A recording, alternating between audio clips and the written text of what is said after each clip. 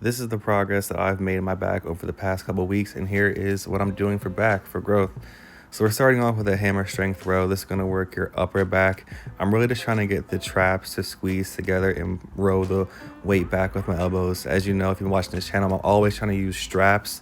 You can see my hands are wrapped around the handles here with some straps to help with my grip, and I'm just trying to get a good pull, put myself in a good position. I'm still figuring everything out about my training. My chest days are pretty good and other days are pretty good, but I'm still really trying to figure out what exercises work best for me during back day. And it's going to take some time to figure that out. Don't be afraid to switch things up when you're just getting your program started and figure out what's actually working.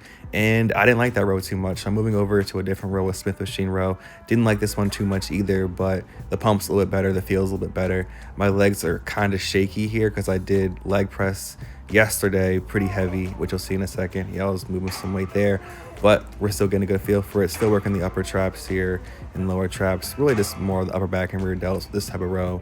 Trying to roll the weight back with my elbows, and almost you want to feel like you're elbowing someone behind you. Here's more of a lat focus exercise, just a pull down, single arm. I really like this machine. I feel pretty connected, and in this one I'm just trying to drive my elbow down towards my hip. Think elbow to hip for anything that's going to be a pull down like this. Really good for the lats. Make sure you stretch them and open them up. I felt a really good stretch on this machine. Certain machines have very long arms, and I'm about 5'11", 6 feet tall, so certain machines don't work for me, and this one works pretty well. I like the setup, like the seat height and everything felt pretty connected, so it's good for getting some back width there. And here we are with a different type of row variation. This one's pretty good. I liked it. So I'm going to really add this one to my routine moving forward. It's more of a row where you can choose where the weight's the heaviest. I love these prime machines. If you've watched my content, you see I use these types of machines on my chest day for incline bench, but it's heaviest at the bottom of the stretch, which is what I want. And I'll start loading in different areas. You can see there's 3 different places where you can put the weights, and I love that machine. Amazing stretch and squeeze. I'm just some regular rows here. I'm using a V bar to bring the weight back. Really just trying to squeeze the back together on this one. This is gonna hit the lats and the upper back.